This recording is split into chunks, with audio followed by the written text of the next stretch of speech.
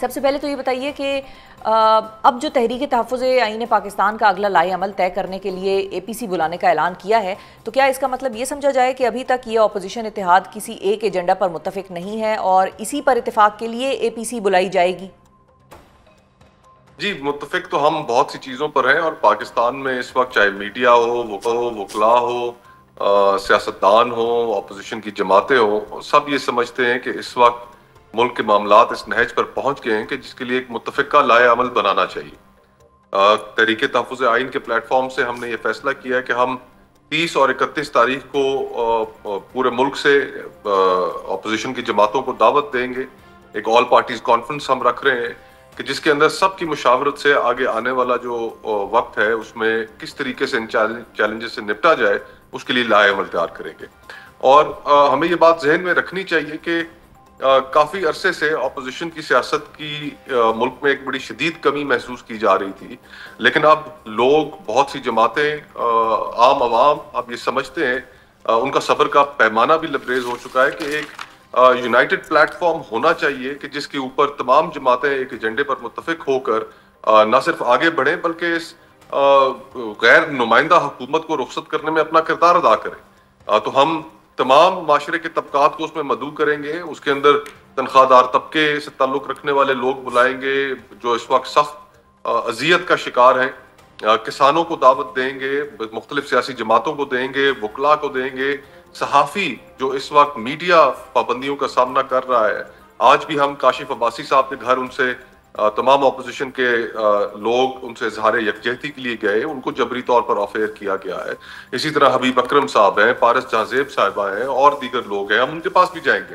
तो पीका कवानीन वो भी एक तलवार लटकाई गई है। तो इस्तराब तो बहुत ज्यादा है, सिर्फ राह को मुतय्यन करना है और जितनी उसके अंदर मुशावरत शामिल करके इंशाल्लाह आगे की तरफ बढ़ेंगे। ठीक है साहब, आपने ऑपोजिशन की सियासत की बात की है, तो आपके नज़दीक गुज़िश्ता 1-1.5 बरस में ऑपोजिशन अलायंस के एक भरपूर कुव्वत के तौर पर सामने ना आने की क्या वजह है और क्यों ये हुकूमत के लिए एक बड़ी सियासी थ्रेट नहीं बन सकी ऑपोजिशन?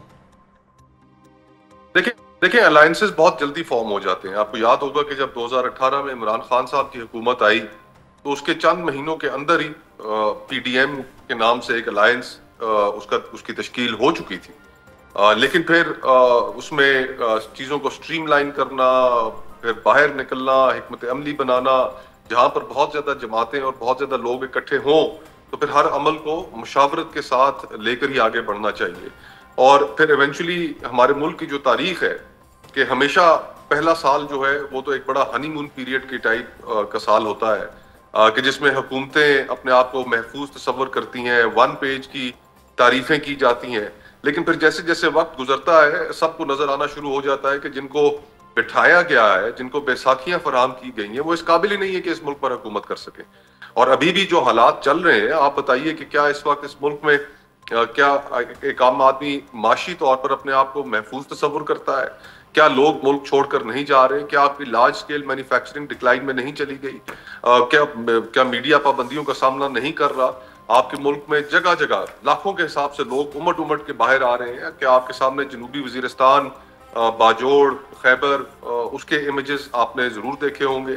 तो बहुत सी बलूचिस्तान की जो सूरत हाल है, अमन ओमान की जो सूरत हाल है, तो इतने इश्यूज हैं कि इनमें हर इशू के ऊपर ना सिर्फ हुकूमत नाकाम हुई है बल्कि अभी तो रिसेंटली उन्होंने एक शुगर स्कैंडल का इतना बड़ा काम दिखा दिया है कि इस सारे माहौल में जहां पर एक आम आदमी की जिंदगी अजीरन हुई है, वहां पर इन जमातों के सरबराहान, इन जमातों से ताल्लुक रखने वाले लोग सीनियर पोजीशंस पे, जिनकी अपनी शुगर मिल्स हैं, जिनके अपने कॉन्फ्लिक्ट ऑफ इंटरेस्ट हैं, उन्होंने दिन दहाड़े एक डाका डाल दिया।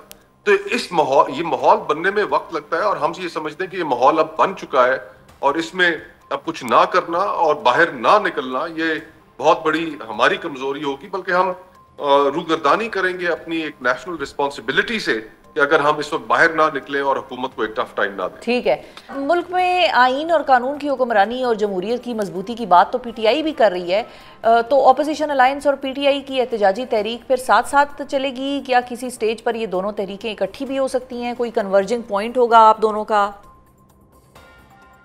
देखें, साइड बाय साइड चलेंगी। ऑपोजिशन का जो अलायंस है उसके अंदर मुख्तलिफ जमातें हैं, उनकी अपनी राय है, इसमें और दीगर जमातें भी शामिल होंगी।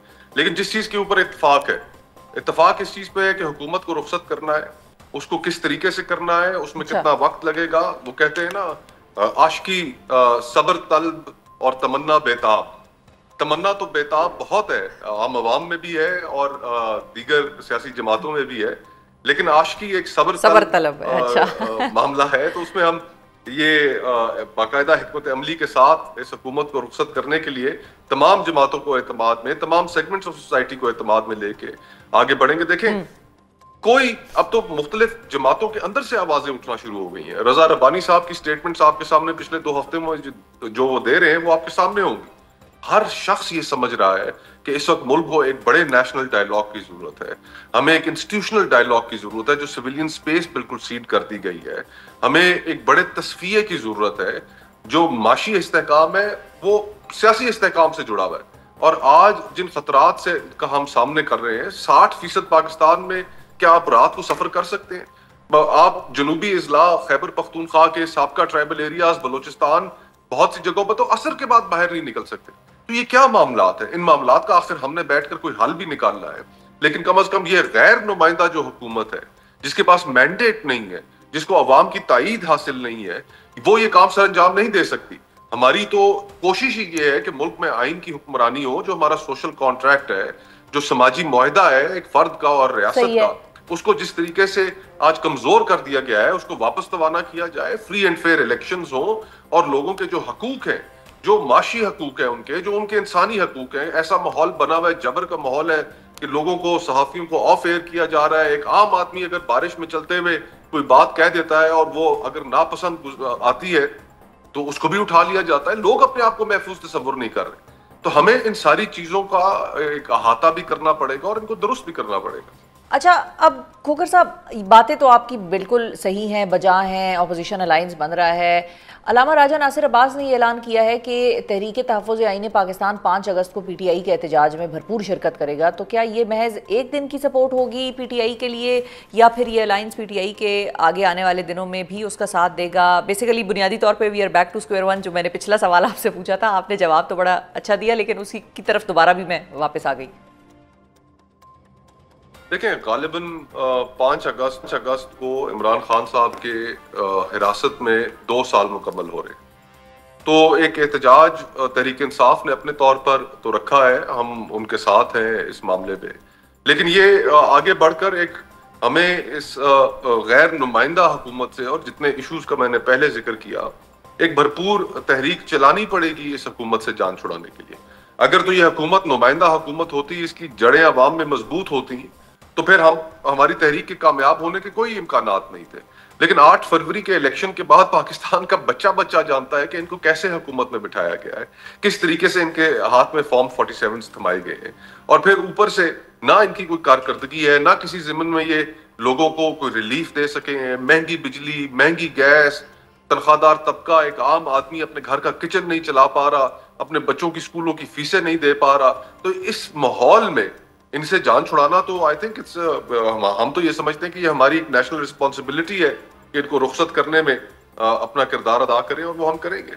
PTI के एहतजाज की बात हो रही है, तो क्या इमरान खान के दोनों बेटों को पाकिस्तान आकर एहतजाज में हिस्सा लेना चाहिए, या आपके नज़दीक इसकी ज़रूरत नहीं है, पार्टी इज़ डूइंग फाइन और ये एक अच्छी हिकमत अमली नहीं होगी?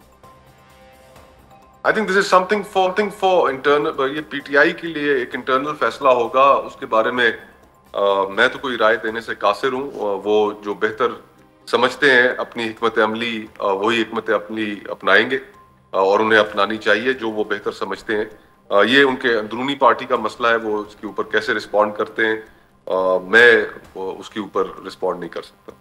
अच्छा, इमरान खान के बेटे वालिद साहब की रिहाई के लिए फ्रंट फुट पर आ गए हैं और उनकी रिचर्ड ग्रेनल से मुलाकात भी हो गई है। क्या आपके नज़दीक PTI क़यादत अपने अंदरूनी इख्तिलाफात की वजह से इमरान खान की रिहाई में नाकाम हो गई है और इसीलिए अब कासिम और सुलेमान को भी सामने आना पड़ रहा है? वैसे मैंने बदल दिया है सवाल, दूसरे तरीके से मैंने आपसे ये सवाल पूछा है, क्योंकि इस सवाल का बुनियादी नुक्ता डिफरेंट है कि क्या इख्तिलाफात की वजह से बेटों को अब आना पड़ रहा है सामने फ्रंट फुट पे?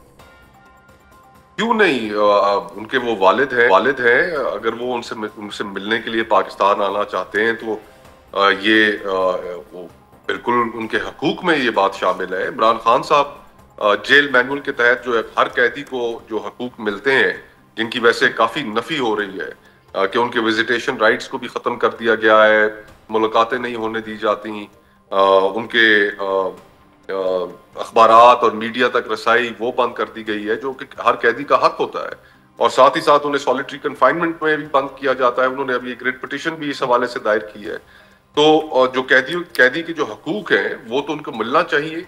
इस मुल्क के सबसे बड़ी जमात के वो सरबराह है, साबिक वजीर आजम है, उनका चैरिटी के हवाले से बहुत बड़ा काम है। तो ये इस तरह उनको तकलीफ देकर तकलीफ में किसी को भी रखना, इससे क्या तस्कीन हासिल हो सकती है? मैं तो नहीं इसको मैं तो समझने से कासिर हूँ ऑनेस्टली।